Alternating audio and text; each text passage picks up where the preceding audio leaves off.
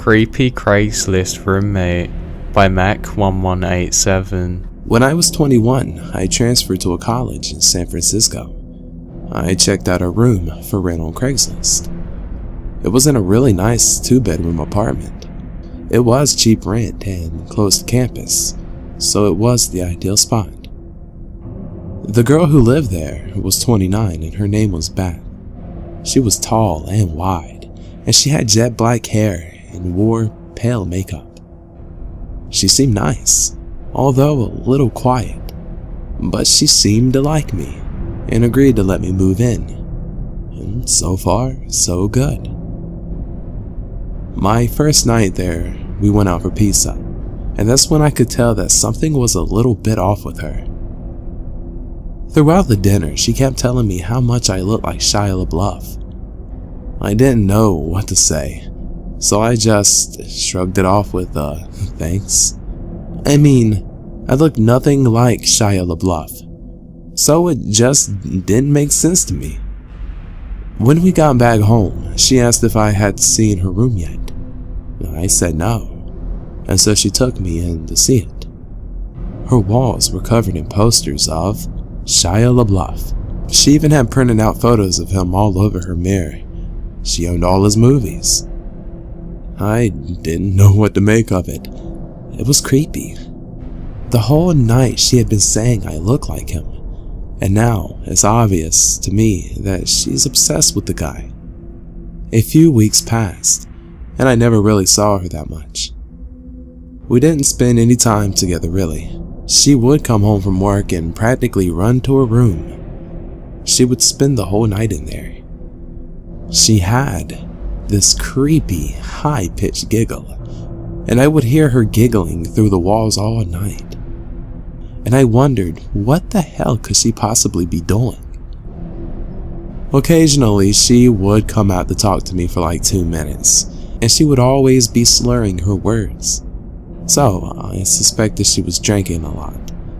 Sometimes she wouldn't say anything and she would just stand in the hallway and watch me in the living room. I would turn and see her and be surprised and say, "Oh, hello, Beth."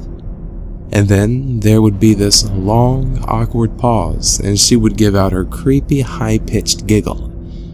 It was uncomfortable being around her. She gave me the chills.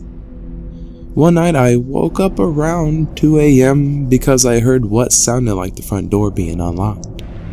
I came out of my bedroom and all the lights were off, but I could still see Beth standing at the front door. She had her face against it, and she was turning the lock back and forth over and over again. And every time she turned the bolt, she mumbled my name. Max Barker. Max Barker. Max Barker. Seeing her standing in the dark and mumbling my name, well, it really freaked me out. And, well, it doesn't help that she kinda looks like a bigger version of the girl from The Ring. I just quietly went back to my room and tried to sleep. One night I was watching Gladiator and she stumbled out of the room and turned on the living room light, forcing me to pause the movie, which was annoying. She then asked me if I wanted to hear about her ex-boyfriend. It was an uneasy topic for me, but I just said sure and then awkwardly sat back and listened to her. 10 minutes into the story and she was so riled up. She was screaming at the top of her lungs about their breakup. I was worried that the neighbors were going to call the cops, and she wasn't listening to me when I was asking her to lower her volume. Amidst all of her screaming, one thing she said really freaked me out. She was in such a fit and yelled, "I'll slit his fucking throat." This was a big game changer. Now suddenly I had no idea what this girl was capable of. She was practically a stranger, and everything I had seen was becoming alarmingly disturbing. Now after a few more minutes, she told me thanks for listening, and she started doing her giggle again. I got out of there pretty fast and went to my room to go to sleep. I had a pretty unsettling feeling about being in the house with her. And what's worse is that there was no lock on my bedroom door. I pushed the edge of my dresser in front of it to act as a little barricade. I woke up in the middle of the night to the sound of my dresser scraping against the floor. Beth was pushing the door open. I turned on my light, shouting at her to stop. I could see her through the opening of the door. She was so drunk and had this insane look on her eyes. I pushed the door closed and yelled at her to go back to bed. I could hear her walking back to her room, but I couldn't fall back asleep. The next morning, I went out into the hallway and my heart dropped. I saw one of her steak knives was on the floor by my door. I got goosebumps all over my arms. All I could think about was her saying she would slit the guy's throat. I confronted her about it, and she said she didn't remember trying to push my door open. She said she didn't even remember telling me about her ex. I had enough. My lease was month to month, so I found a new spot and moved out. After a month later, I moved out, and then she contacted me. I was at the movies and my phone was off. When I got out of the movie theater, I turned my phone on. And to my shock, I received 40 plus text messages that she had sent me over the past 2 hours. They were all just insane texts that ranged from everything between, "Hi, how are you?" to, "I fucking hate you." It was insane. I didn't respond, and I never heard from her again. I always wonder if I hadn't set my dresser in front of my door, would she have quietly come into my room and slit my throat? That shit freaks me out.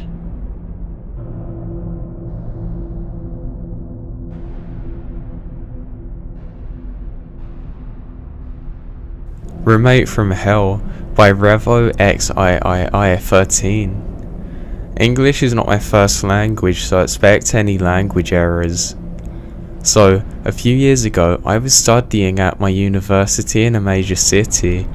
Now, I lived in a small town that was more than 70 kilometers away from it, so as you can imagine, I had to rent a room. I found one though, in a 4-story building. Most of it was rented by various students. The flat I was supposed to live in looked like the following. Behind the front door, there was a 5 or 6 meter long corridor that was very narrow. On my right were 2 more doors. Behind the first one was a room where my roommate was supposed to live in. Then there was a kitchen. So it was practically a combined bathroom, which wasn't really hygienic to be honest, and the building was pretty old. On the end of the corridor, there was a big room that I was going to live in. For a year or so, I found this place really great. My roommate was a female student that was rather nice. She even cooked things occasionally. That was a really life-saving thing, considering the fact that if I were to do this, I could probably turn Walter black. But then she got pregnant with her boyfriend and had to say goodbye to studying. Here enters my second roommate. In fact, even after living with him for nearly half a year and all that happened, I still don't remember his name really. Anyway, I should tell you about the relationship. He was a 22 to 20-year-old student, whose face I don't even remember too. I saw him twice maybe, for he was always working and studying while I was in the flat, or vice versa. So time passes, and we are ignoring each other. Everything is rather fine. Then, things start to happen. The first warning was a call from my landlord. He is a tad bit ugly and an old man. Especially his teeth though. He either has dark yellow teeth or none at all. But I can't say anything wrong about him as a landlord. Once I accidentally paid him too much and he very quickly returned the surplus, so yeah, he was an honest guy. He had several flats in the city that he was renting to the students. So he said to me that he would like me to watch over my roommates to see if something is wrong with him. Something happened in his workplace. I I think he hit someone when he was talking gibberish about that when he met the landlord about money. So later that day, I returned to the flat, and what did I see? A kitchen cupboard is broken. It looked like an elephant had sat on it, and the remains were spread all over the room. My roommate is going in circles, looking like he's trying to clean the place. I asked him what happened, and he answered something about a party ended up going wrong. So right now, I should probably say that I haven't left this place straight away. I am kind of a sheltered kid, living in a small town in a not so big place and in a rather peaceful European country, and I am a student, and in all my life I haven't even seen marijuana. I never witnessed any crime. For me, it was just saying, well, he acts strange, but maybe he just had a bad day. So I decided just to go to bed, or rather to the mattress that I slept on. It wasn't easy to get to sleep, because he was constantly there making sounds in the kitchen. I even went there to ask him, and he would be silent. He was so surprised by me speaking that he literally jumped. He said something along the lines of, "Oh, okay," and then it was a tad bit less noisy. But the fact remained that the kitchen was still a mess, even though that he was in there the entire time. Now this should have been a second warning to me, but once again I didn't connect any dots. I only decided that it would be best to barricade myself in just in case he tried anything. Also, he had his right foot in a bucket. No idea why. Eventually I decided just to brush this off as nothing and started to go back to sleep. However, I was brutally awoken at 4 AM by the sound of him screaming and telling me that I have to open the door right now. His voice was really angry, but not scared. I loudly refused him. Then, he opened the door by kicking it. He kicked the table which had a computer on it, and it got pushed back by the impact. The big part of the jam broke off too, and he entered my room and started screaming something completely incoherent, saying that I was planning on him. He didn't even attack me though. He just screamed at me. He also broke a ceiling lamp and other stuff next to my computer. I was on the verge of a panic attack. I sent a text to my father, who was regrettably more than 70 kilometers from me, about what was happening. He tried to call the police, but for some dumb reason in this country, they can only act if it's a direct witness or victim calling them, so there was no help from them. I mean, seriously. The next half an hour was strange. My roommate kept on screaming things incoherent and continued to demolish the flat. I was still on my mattress, unable to leave because he was blocking the only way out. He then nearly assaulted me because when he saw my gloves, as he decided, proved that I was a hitman, as I wouldn't leave any fingerprints if I wanted to kill him while wearing them. He was maybe half a meter from me, charging at me, when he suddenly decided to jump back, screaming that he won't let me kill him that way. This routine was played out several times. Several times he entered my room to scream something incoherent, only to quickly leave again. In the end, I managed to push him out by persuading him that if I left the house without taking the keys, he would be safe. You can imagine how I felt moving through that corridor, unlocking the door, with him being in the kitchen behind me, which was full of knives. In the end, I did manage to flee, however, wearing only my pajamas with my phone in hand. I took refuge in another apartment in the same building, in which a relative of the landlord was staying with 2 other people. I knew him because once the landlord couldn't collect the rent in person and asked me to give the money to him. They were kind enough to actually make me tea. I stayed there until the police come and they returned to the room.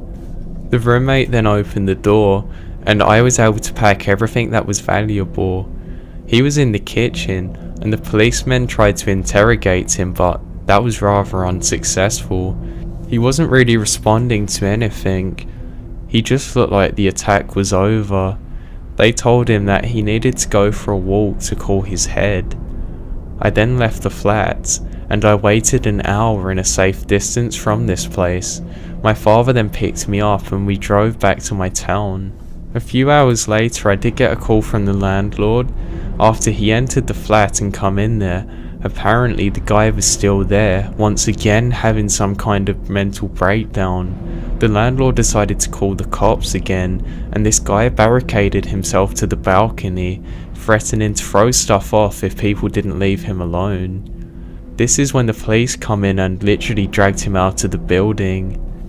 Now the thing is, I still don't know what happened to him after that. Even after the incident, I heard two different versions of what was wrong with him. The first was that apparently he had some kind of insanity that made him very paranoid, or maybe had schizophrenia. I mean, he was literally ripping cables off the walls because the government apparently wired it. The second was that he somehow took some really weird drugs and massively overdid it. And the police searched throughout my room. They didn't find anything.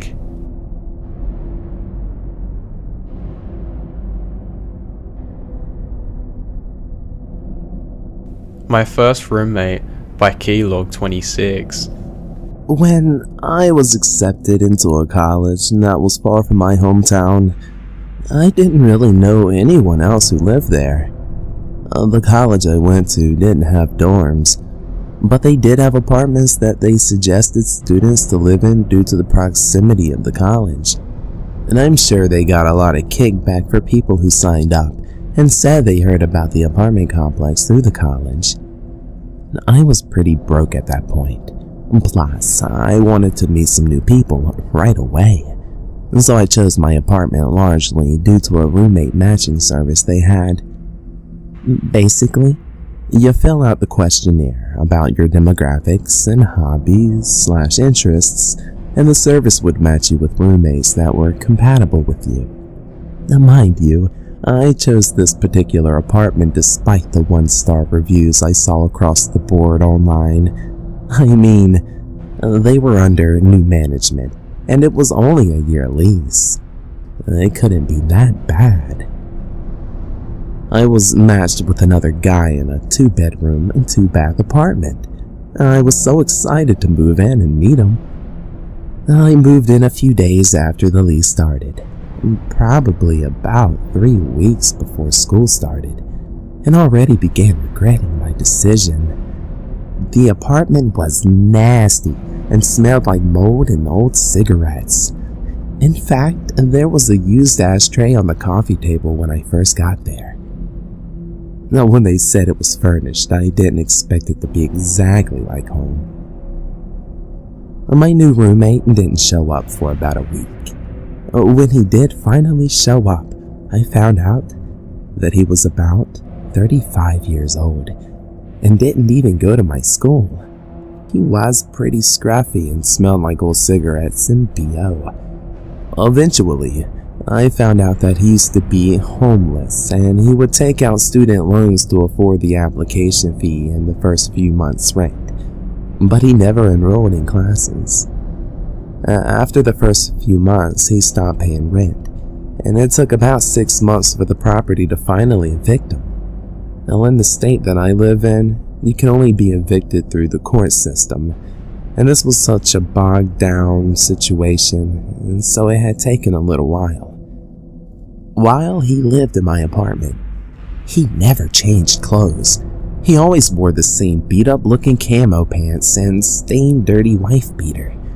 I even offered him some clothes I was getting rid of. They would have fit him perfectly. He was content though, so whatever. He would also have a lot of his old roommates from when he lived at a homeless shelter over. It wouldn't be uncommon for me to come home to a random person doing laundry, even when my roommate wasn't home.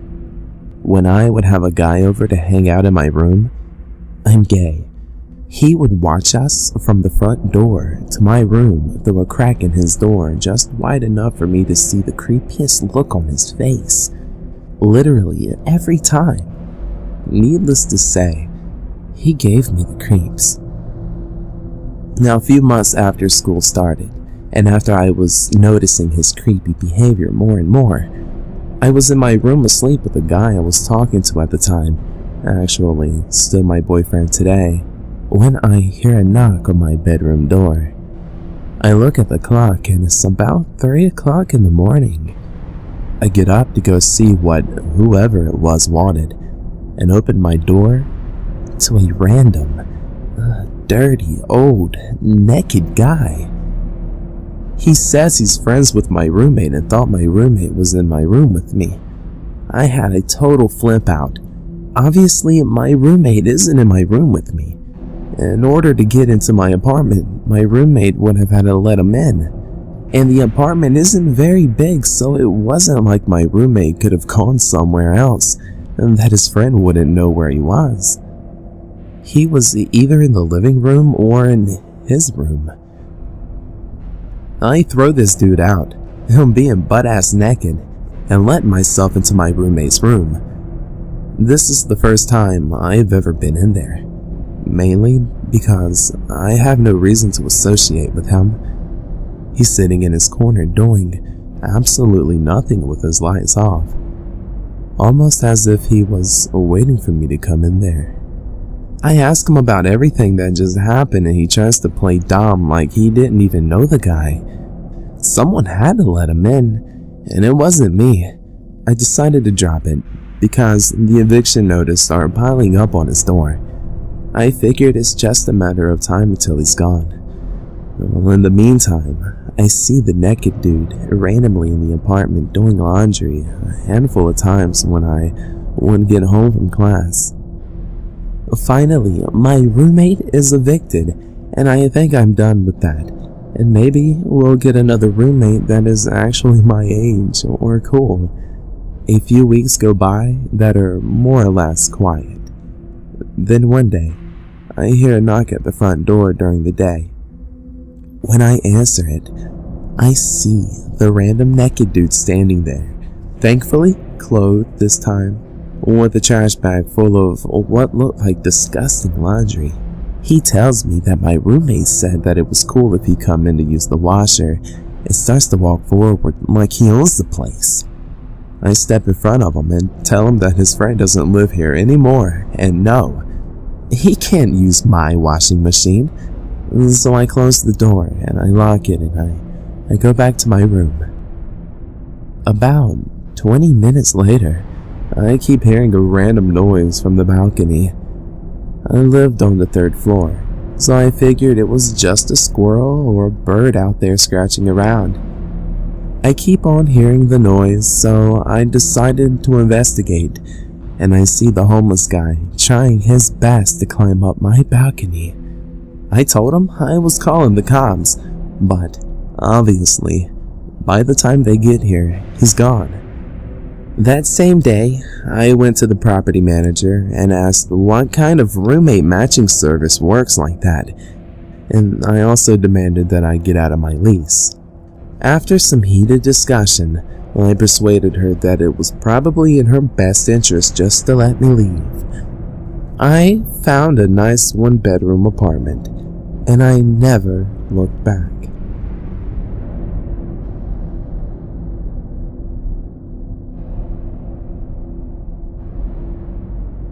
My old friend and roommate was a real sick guy, by Roy G. Pavon 99i. I was a bit of a stoner a few years ago, and my girlfriend had recently broken up with me, and all I wanted to do was self-medicate and forget her. Me and my cousin were out looking for weed one night, and that's how we met Joey.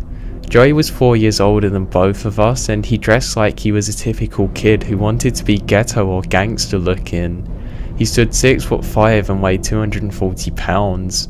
He was a massive hulk of a guy. His personality at the time seemed like that of somebody who was funny and kind nevertheless, so we both let it slide. He was a hardcore stoner and collected numerous exotic pets like snakes and such. Although something was off about the way that he would match his do-rag to his sneakers and t-shirt and pants, that was a bit funny. There's not many gangs in my area, but I would imagine in all of his red or yellow outfits he would attract someone wanted attention. Now, if Joey was anything, he was a storyteller. He had a story about everything, and it was usually a direct or indirect way to brag about himself. He was definitely loud and a motor mouth, and I usually just ignored him when he annoyed me or I went home. Now, my cousin had moved back to work, so I stayed behind. This meant that me and Joey quickly become pretty good friends. To be fair, I had no one else besides Joey and his roommates. So fast forward a few months. It appears that Joey is somewhat of a ladies' man. There's always an influx of women who pass through. Oddly enough, they were all usually single mothers or way older than him. Now, looking back on this in retrospect, I would definitely say it was part of his mental illness, the way that he would portray himself to desperate women. Now, Joey moves away for a few months but then comes back home. He then gets a new girlfriend, Tara, in the same week that he moved back. Tara is pretty normal and a college student and definitely not his usual overweight single mom type. Now, one thing that I learnt about Joey is that he always portrayed himself as some kind of knight in shining armour to women, and somewhat of a feminist, writing them poetry and such. But it was what happened over the next 2 years that revealed the dark side of Joey. I never thought that he had one, and I'm glad to be free from it. It was absolutely terrifying, and while I try and beat myself up now for sticking around with him, I've had so many abusive relationships, and as a victim, I grew up so used to it, unfortunately, that I wouldn't normally do a lot. I blame myself for a lot of what transpired. Anyway, to continue with the story, I moved in with them and another couple. I felt like, why not move in with my best friend? He's a bit annoying sometimes, but everybody has their faults, right? Now, it was almost as if somebody had switched something on Joey's very core. He'd become very angry and explosive about the slightest of things going wrong, always threatening to violently attack other people and bad-mouthing me to his girlfriend and other roommates. One night I accidentally knocked his weed off his dresser onto the floor, and to my surprise, he slaps me for it. I'm shocked and I move out for a few weeks after that. I decide I'm never going back with that guy again. Then Joey slowly tries to get back on my good side again and keeps saying how he was abused by his ex-girlfriend when he moved away, and that the other roommate stole from his girlfriend, Tara, so he was just in a violent mood after everything went wrong. Being the naive, forgiving person that I am, I accept this. And for the next few months we hang out and he's generally okay in small doses. However, a few months later, I had to move out of my apartment as I was flat broke. So Joey offers again to give me a place to stay until I get back on my feet. I having nowhere else to go except this, and they move all things for me. Now, it's only been a few weeks and Joey is worse than he's ever been before. He beats his girlfriend's dog brutally. The police are called, but since the dog is a typical dumb, loving lug type, he runs to Joey all happy and playful. The police don't believe it, so they just leave. Joey begins to hoard cats, and he has almost a dozen. He used to hoard reptiles in the same way, and he neglects them and lets them die. He's fairly neglectful and abuses all of his cats as well. He never gives them clean water, just leaves them toilet water up, and hardly changes their litter box. The smell becomes unbearable, and Joey starts to break and throw things around the house. I usually lock myself in the room and let it unfold, scared to death, with 911 dialed on my cell phone. One day, he pushes his girlfriend down to the floor. They make up, so I feel like if I call the police they won't believe me. He starts verbally abusing her about her college, about sleeping with guys before they met, and that one of the guys was black. Joey becomes openly racist and calls them black people, and he sees them on the street and says other really racist and nasty things to them. I'm honestly surprised that he's never got beaten up for it. They eventually break off a few weeks later, and I plan on getting the hell out of there, as well as secretly not wanting to deal with his crap anymore. He then explodes one night, and I finally have the balls to say, "If you lay one finger on me, I'm calling the police, leave me alone." He then goes back to being romantic, trying to win his girlfriend back, but she's not having any of it. He eventually explodes and calls her some really bad profanities. He dates a few different girls, but they find out what he's like and that he's just using them for money for weed. He puts a lot of really weird, desperate Facebook statuses up and goes back to writing his poems. His poems are all pretty much "I loved you" and then that he wants to die. Eventually I do find a new place, and in the weeks before, I learned something that's really disturbing about Joey. So one night, Joey isn't anywhere to be found. Good, I thought.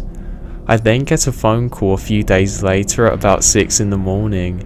Apparently, Joey had exposed himself to a 15-year-old girl even though he was nearing 30, and sent him pictures of his penis. Her parents had then called the police on him. I pretended that I cared and hung up, then I also called the police on him as well. A day or so later, he comes back and explains that he's going to start moving out. He tells me this isn't the first time that this has happened, and he likes to take out young girls to go and get ice cream and things. Sometimes he would point out at little girls and say they were attractive, but I just thought he had a sick sense of humour. I have since blocked his phone number and social media and tell him I'm moving to a fake street address so that way he doesn't bother me. It's been a month or so and I haven't heard back from him. I'm just hoping the police charge him with what he's done.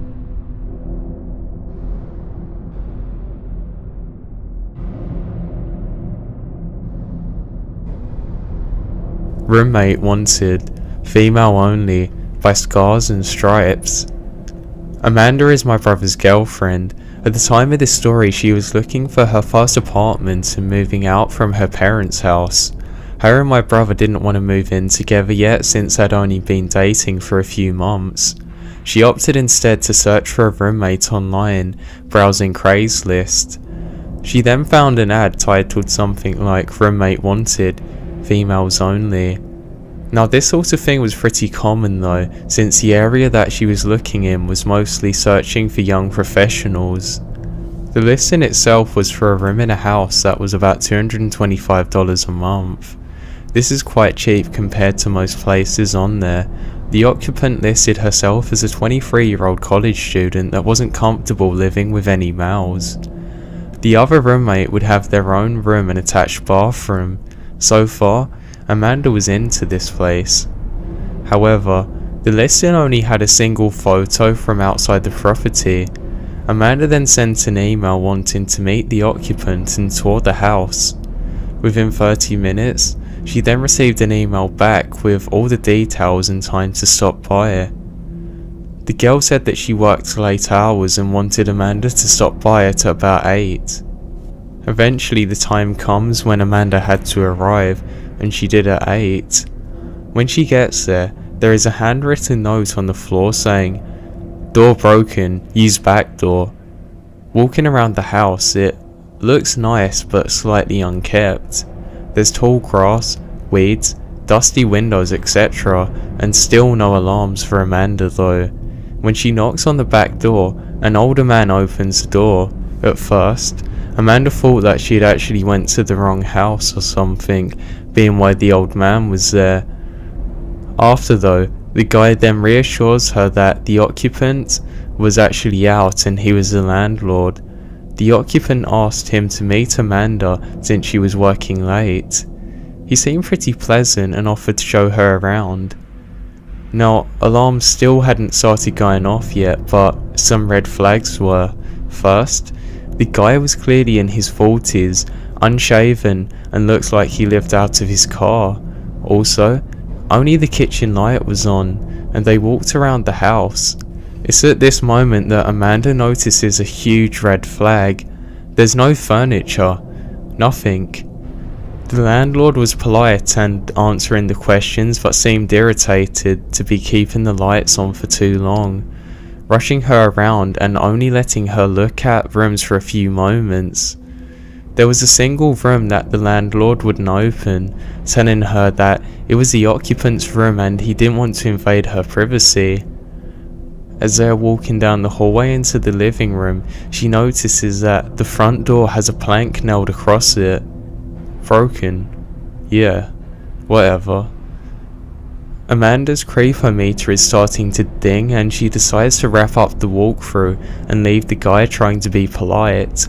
As she's giving the guy her thanks for showing, he begins to perk up a bit and states that he forgot to show her the basement. It's recently furnished and would be a great room, etc., and he's really wanting to go and show Amanda down there. Now at the time, Amanda and the landlord are standing in the small hallway between the front living room and the back kitchen. Now in this little hallway is a basement door, just ahead of them. When he tries to open the door, it opens outwards to create somewhat of a barrier between Amanda and the back door. The basement is literally pitch black. He smiles, motions down the stairs and says, "Ladies first." Now what happens next is no more than just a really good stroke of luck.